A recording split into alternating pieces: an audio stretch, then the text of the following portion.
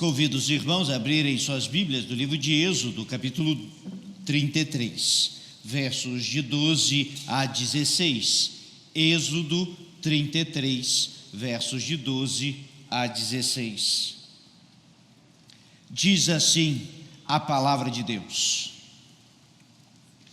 Disse Moisés ao Senhor: Tu me dizes, faze subir este povo, porém não me deste saber a quem há de enviar comigo.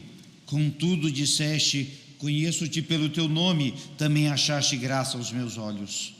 Agora, pois, se achei graça aos teus olhos, rogo-te que me faças saber neste momento o teu caminho, para que eu te conheça e ache graça aos teus olhos. Considera que esta nação é teu povo. Respondeu-lhe: a minha presença irá contigo e eu te darei descanso. Então lhes disse Moisés: se a tua presença não vai comigo, não nos faça subir deste lugar. Pois como se há de saber que achamos graça aos teus olhos, eu e o teu povo? Não é porventura em andares conosco, de maneira que somos separados, eu e o teu povo, de todos os povos da terra? Oremos. Ó Deus, conduza-nos na tua palavra agora, em nome de Jesus. Amém. O que aconteceu antes desse episódio foi terrível. O povo simplesmente ignorou os ensinos de Deus, os milagres de Deus, o poder de Deus, o cuidado de Deus, e construiu para si um bezerro de ouro. Veja que tiveram o trabalho de juntar joias, brincos e tudo mais de ouro. Tiveram o trabalho de esculpir uma escultura em forma de bezerro e tiveram o trabalho de adorar a este bezerro. Moisés não estava com o povo neste tempo, mas estava passando 40 dias no Monte Sinai, onde havia recebido do Senhor as tábuas da lei. Quando Moisés desce e encontra aquela festa profana acontecendo ali, Moisés, tomado de ira, quebra as tábuas da lei. Eu quero que os irmãos imaginem o tamanho da ira de Moisés, porque ele recebeu da mão de Deus a lei. Foi o dedo de Deus que escreveu. E ele estava vindo com algo precioso demais nas mãos. E ele então quebra, e elas despedaçam, e enfim, neste tempo, é terrível o que o povo fez. E então Moisés intercede pelo povo, porque ali realmente era para serem dizimados completamente. Mas Moisés intercede, não intercede pelo povo, intercede por Deus, intercede para que Deus os guie no caminho, intercede por um pouco mais de Deus. Nesses capítulos que se seguem, Moisés vai pedir duas coisas a Deus. Primeiro, é que a presença do Senhor seja com ele e com o povo por toda a sua jornada. E a segunda coisa é que Moisés gostaria de ver a glória do Senhor, o que mais tarde ele veria apenas por uma fresta do penhasco, apenas uma parte da glória de Deus. Mas queremos nessa manhã entender um pouquinho sobre o primeiro pedido de Moisés, a presença do Senhor em toda a jornada. Ele queria estar com Deus. E a primeira coisa que a gente precisa entender é que era preciso conhecer os caminhos de Deus. E Moisés foi bem claro com isso: eu preciso conhecer o teu caminho. Aqui ele falava de duas possibilidades. A primeira é do próprio caminho geográfico, afinal precisava levar o povo de onde estavam até a terra prometida. Numa linha reta seria uma viagem breve, mas o povo passaria 40 anos no deserto, e eram necessários toda uma estrutura muito complexa. Eu quero que vocês imaginem 2 milhões de pessoas, imagina a logística disso. Comida, alimento, água, cuidados com saúde, higiene e segurança, parte militar, exército, parte de engenharia, da estrutura necessária, e atravessar esse povo com saúde e saudável, organizá-los de forma coerente, administrar tudo que precisava ser administrado, ainda levá-los à presença do Senhor, a cultuar e a entender tudo quanto Deus tinha para eles. Sem dúvida, Moisés precisava que Deus desse o caminho, e Deus o daria através de anjo, através da coluna de nuvem durante o dia e de fogo à noite. Mas há uma outra conotação desse texto que é muito clara, que é guiar o povo no seu relacionamento com Deus. Na realidade, era uma busca espiritual. O que ele estava, meus irmãos, fazendo com o povo e consigo mesmo, era essa busca a Deus, pela presença de Deus e por um pouco mais da glória de Deus com ele. E ele vai fazer isso. Veja, meus irmãos, o povo conhecia a Deus das histórias, mas também conheceu o Deus que abriu o mar. Conhecia o Deus da história de Abraão, de Isaac e Jacó, mas também conheceu aquele que fez as pragas no Egito e os fez libertar. Mas aquele povo precisava conhecer mais, precisava conhecer muito mais. A maior prova disso foi com a velocidade com que eles construíram um bezerro de ouro. Eu fico preocupado porque muitas vezes também fazemos isso, a velocidade que nos desviamos de Deus por coisas humanas ou meramente feitas por homens. Para isso, Moisés precisou de algumas coisas. Ele precisou orar, e Moisés foi um claro intercessor do povo dele. Ele tinha oração como seu relacionamento. Nesse mesmo capítulo, diz que ele falava com Deus face a face como a um amigo. Falava no Monte Sinai e depois falava na tenda da revelação. Agora ele não precisava estar num monte, mas ele estava aonde o Senhor estava. E ele orava e pedia pelo povo. Alguns autores sempre lembram, da mesma forma como Jesus orou lá em João 17, assim também Moisés pediu pelo povo para que fosse salvo. Era preciso orar, e não é oração que se faça de forma leviana, era a vida de oração. Era preciso estar diante de Deus e transformar a oração na sua própria vida, e Moisés fez isso. Era preciso arrependimento autêntico, porque diante da santidade do Senhor, um pecador não para em pé, é impossível. E para se achegar a Deus, é preciso arrependimento no coração. E essa mensagem é a marca do cristão, foi o primeiro sermão de Jesus Cristo: arrependei-vos. Veja, perfeitos ainda não, pecadores ainda sim, arrependidos sempre, fugindo do mal e do pecado todos os dias. Era preciso e é preciso um arrependimento autêntico diante de Deus. Não falo de desculpas, falo de arrependimento de todo o coração, daquele que o salmista pôde escrever: cria em mim, ó Deus, um coração puro, compadece-te de mim, ó Deus. Arrependimento daqueles que, quando erramos, sabemos que erramos e nos voltamos a Deus arrependidos. Compromisso real. O deslize do bezerro de ouro foi algo grave demais e demonstrou o pouquíssimo comprometimento que eles tinham com Deus e com a sua palavra. Temo que vivemos dias assim. Há uma história curiosa que falava a respeito da cortina de ferro da antiga União Soviética, onde era proibido se reunir com o evangelho. E conta a história então que um grupo de policiais invadiu uma casa onde estava acontecendo um culto.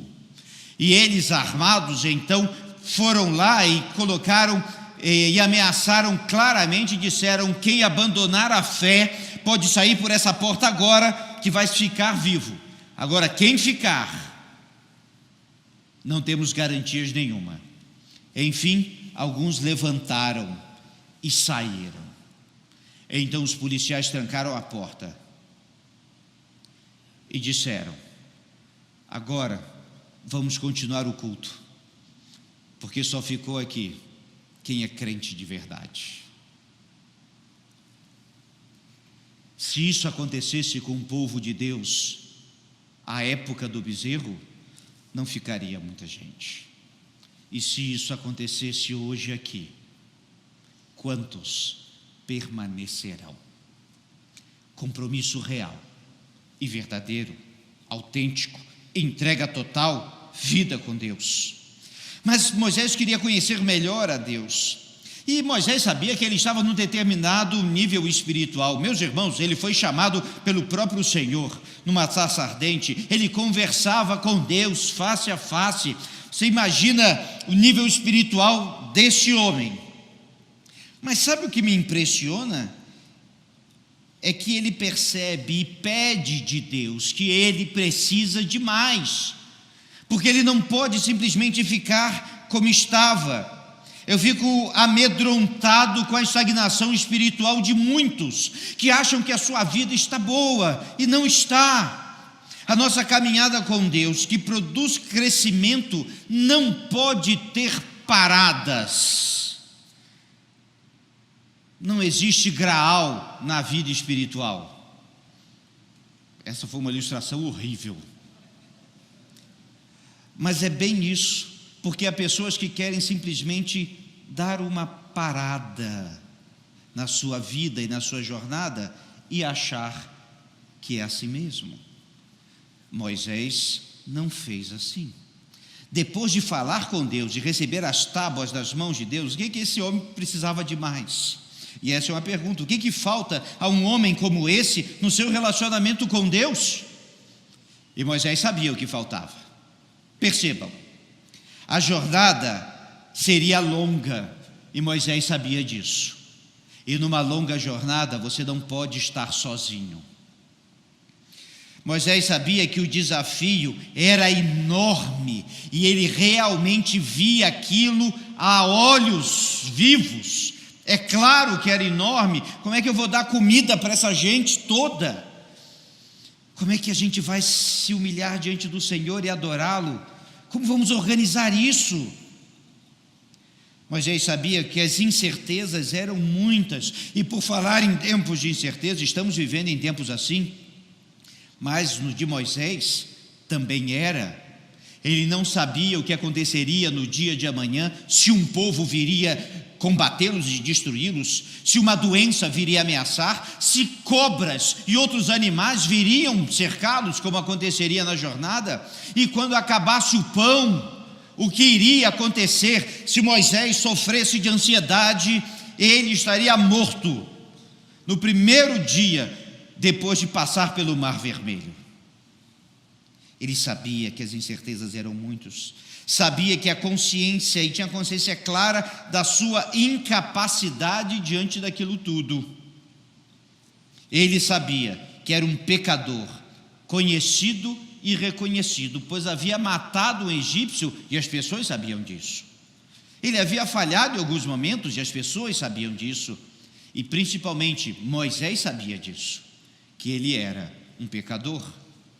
Também ele sabia que tinha muitas limitações. Diz a palavra de Deus que ele era pesado de língua. Alguns dizem que ele era gago ou tinha uma grande dificuldade na fala. Ele tinha muitas outras limitações. Também Moisés não era novo. Ele estava com 80 anos quando começou essa jornada aqui.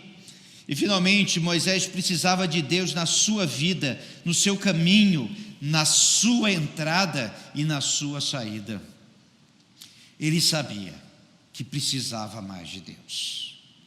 Um dos maiores momentos da nossa vida é quando caímos em nós mesmos e descobrimos: eu preciso, como eu preciso de Deus. E Moisés fez isso.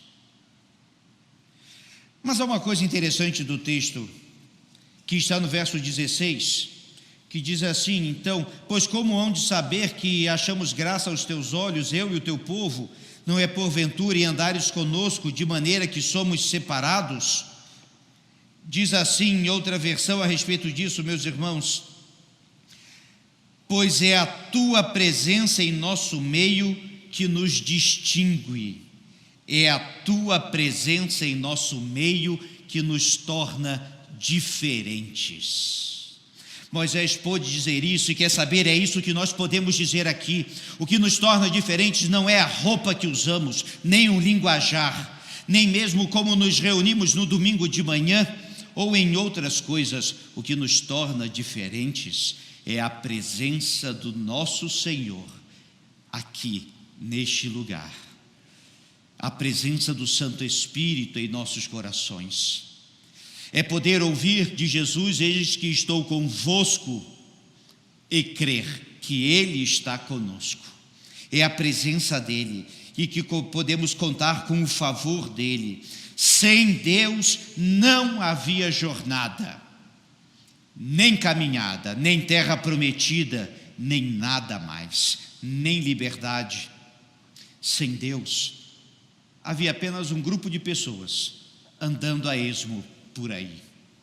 Com Deus foi demonstrado o poder dele no início ao fim da jornada, e depois também foi demonstrado o perdão de Deus, exercido inúmeras vezes.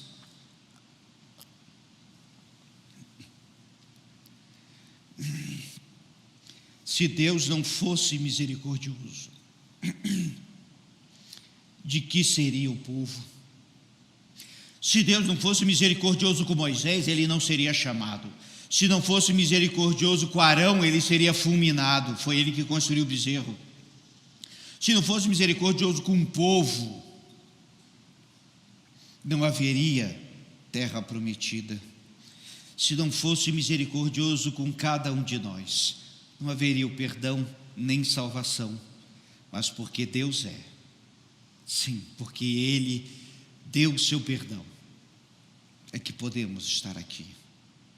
Também Deus demonstrou essa sua presença com provisão, o necessário na hora certa, nem mais nem menos. Há pessoas que confundem prosperidade, já falei isso muitas vezes aqui. A prosperidade bíblica não é ter de tudo, mas ter tudo o que precisa no tempo certo. Provisão de Deus é isso. E finalmente, a presença de Deus assegurava a sua promessa, da terra ao Salvador, da terra prometida ao Salvador prometido, Jesus Cristo, o Senhor. Moisés ainda não tinha ideia do que iria acontecer, mas nós que conhecemos a história vimos o que aconteceu. E sem a presença do Senhor, nada disso teria acontecido. Por isso que hoje precisamos mais de Deus, ainda mais com nossas vidas, ainda mais em nossas vidas, ainda mais para sempre, pois tudo o que o Senhor fez está registrado para que possamos buscar a Deus, buscar os seus planos e fazê-los. Que Deus nos abençoe neste dia, certos de que não há ninguém maior que o nosso Deus.